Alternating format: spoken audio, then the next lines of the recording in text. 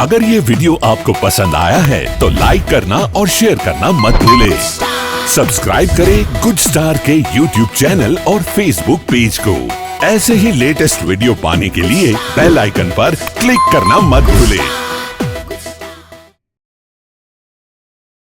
અને છેલ્લે નાશ તો છે જ, અને રૂપિયા નાશ ન થાય તો આપણે થઈ જાવું. અને મને તો એવું લાગે છે કોરોનામાં આપણે જીવતા રાખ્યા ને યા ઠાકોરે આવા કંઈક સત્કર્મ કરવા રાખ્યા છે હો. નગર હારાને ઉપાડી લીધા હો. અને એમાં કાંઈ કોઈનું હાલેમ જ નહોતું. ગમે એટલા રૂપિયા હોય તો એ રૂપિયા કામ નહોતા આવે એમ એ આપણને બધાને ખબર છે. એમાં રાજકોટવાળા જેટલી તો વધારે ખબર બીજા કોને હોય. એટલે હું કહું કે હર કોઈના જીવનમાં એક એવી શામ આવે છે, હર કોઈના જીવનમાં એક એવી શામ આવે છે અને બધું જ હોવા છતાંય ના કશું કામ આવે છે. તેથી રૂપિયા પડ્યા રહ્યા, ગાડીઓ પડી રહી. સૌ કોઈના જીવનમાં એક એવી શામ આવે છે અને બધું જ હોવા છતાંય ના કશું કામ આવે છે. મળે જગતમાં પ્રતિષ્ઠા ત્યારે ગૌરવથી ફૂલાય છાતી, પણ પરિસ્થિતિઓથી માણસ જ્યારે ઘેરાય છે ત્યારે હોઠે રામ આવે છે. અને છતાંય જીવન જીવવાની એક જડીબુટી બતાવી દઉં કે જ્યારે દવા કામ નથી આવતી ને ત્યારે કોઈ મહાપુરુષોની દુઆ કામ આવે છે. એટલે એ કોરોનાના વિપરીત સમયમાં આજે પણ આપણે એને યાદ કરીએ તો આજે પણ ધ્રુજી જઈએ. દાદા એવી અમારી રાજકોટની તો ખરાબ પરિસ્થિતિ હતી અને એમાંથી આપણે બધાને બચાવ્યા છે ઠાકોરે. તો કંઈક સારું કાર્ય કરવા માટે ઠાકોરે આપણે બચાવ્યા છે. ત્યારે સકપરિયા પરિવાર એને સંકલ્પ થયો. સંકલ્પની પૂર્તિ રૂપે શ્રીમદ ભાગવતની કથા તમે સાંભળી રહ્યા છો. અને એ પણ આજે 6થો દિવસ છે. અને એક ઉભરતા વક્તા જેને અમે કહીએ, કારણ કે એમની શરૂઆતની કથા એ અમારે સ્વામિનારાયણ મુખ્ય મંદિર ભૂપેન્દ્ર રોડ ઉપર એ નૂતન સભા મંડપમાં દાદા કથા કરવા આવ્યા હતા.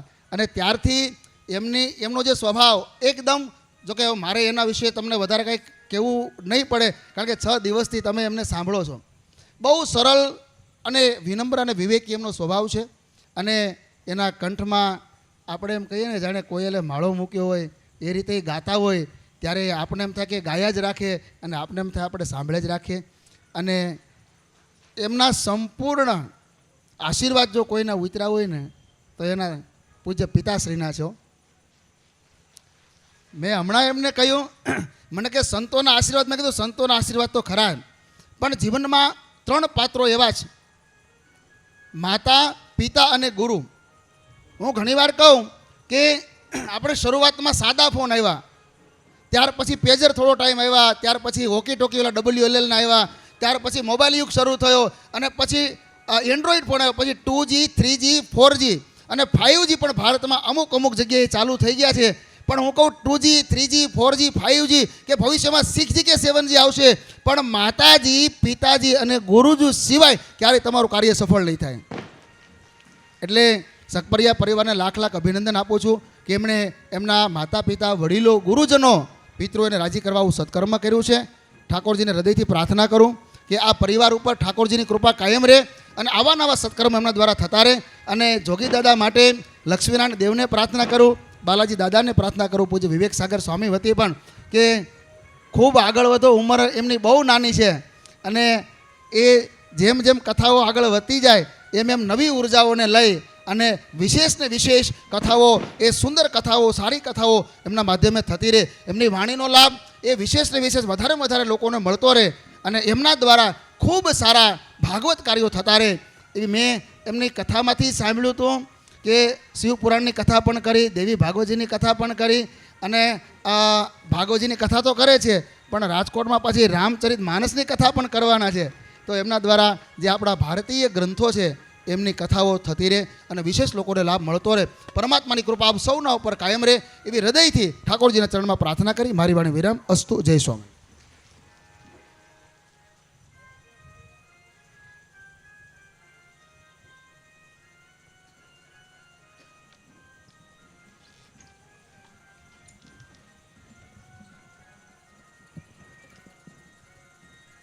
જય શ્રી કૃષ્ણ. રાધે રાધે. સ્વામી શ્રીના આશીર્વચન આપણે લીધા તો ફરી કહું કે જોરદાર તાલીઓથી સ્વામીને વધાવીએ અને વધારે સમય નહીં લેતા, કારણ કે હજી કથા બહુ બાકી છે. તો ફરી હું જોગી દાદાને વિનંતી કરું કે આવો ફરી અમને કથામાં પાન કરાવો. અસ્તુ. જય શ્રી કૃષ્ણ. રાધે.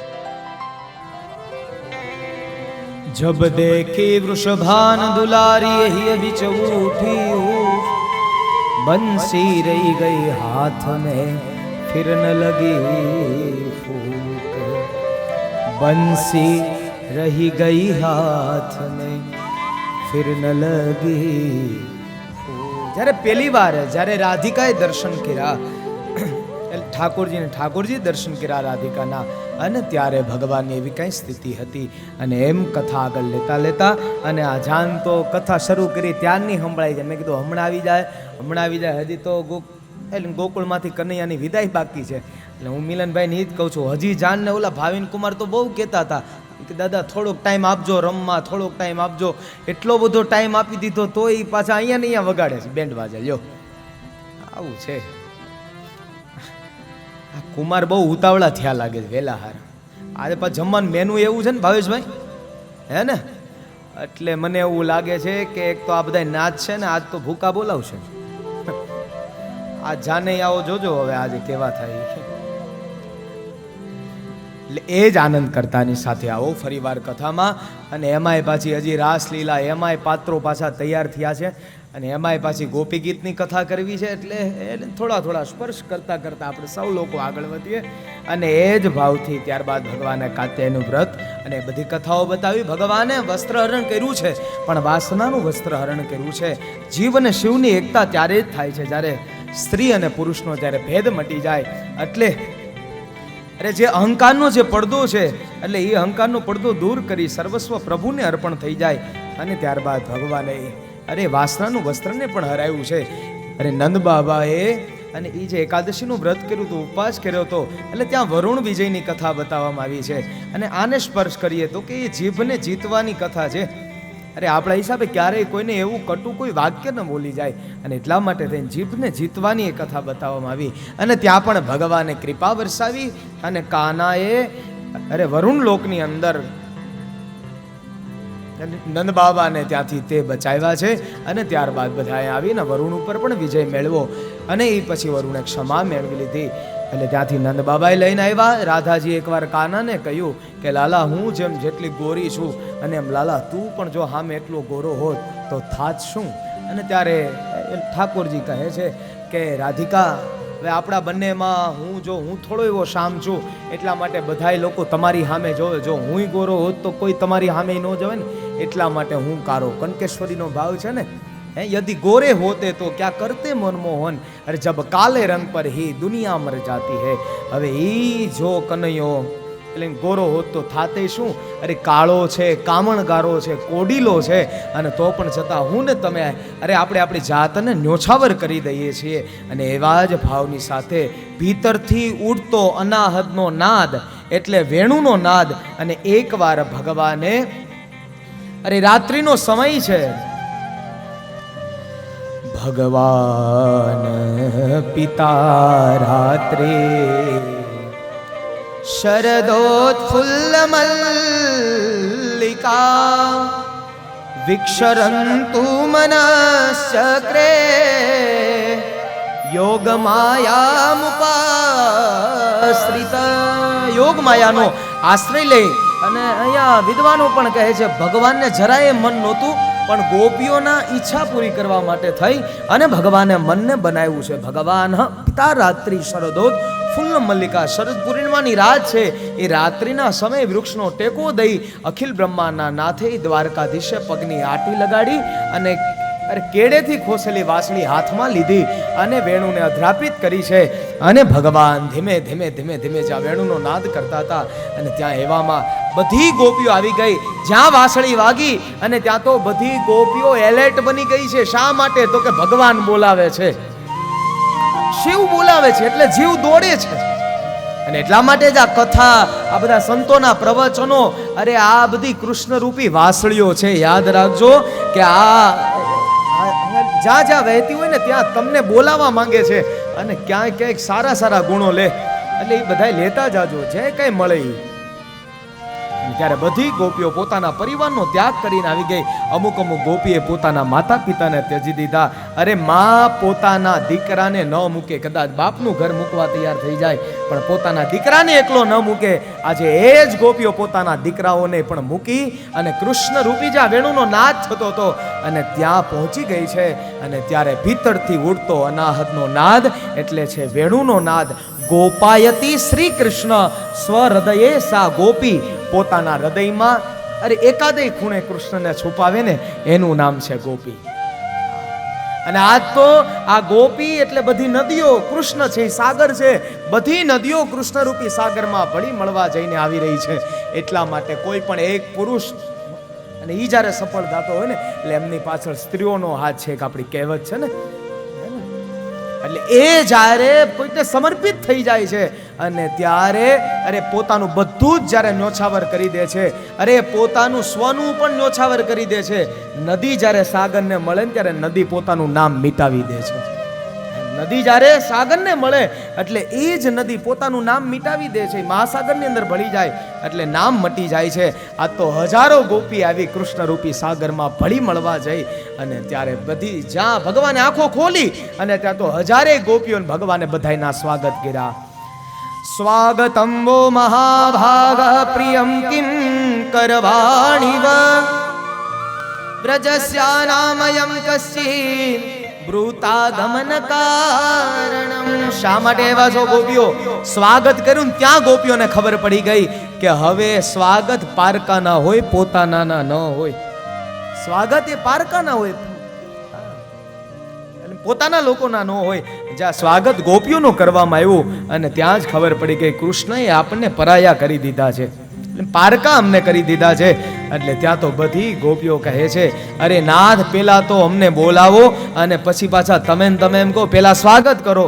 સ્વાગતમ વો મહાભાગ, હે મહાભાગ્યશાળીઓ, આપ તો અહીંયા પધાર્યા પણ આ રાત્રિના સમયે સ્ત્રીઓએ પોતાના ઘરેથી બહાર નીકળવું એ ઉચિત નથી. આ ભાગવતજી સ્વયં કહે છે કદાચ પોતાનો પતિ ગમે તેવો હોય પણ પત્નીએ પોતાના પતિનો ક્યારેય ત્યાગ ન કરવો જોઈએ. ભાગવતજી કહે છે દુશીલો દુર્ભગો વૃદ્ધો રોગ્ય ધનો પીવા પતિસ્તી ભીન હાંતવ્યો લોકે સુભીરપા.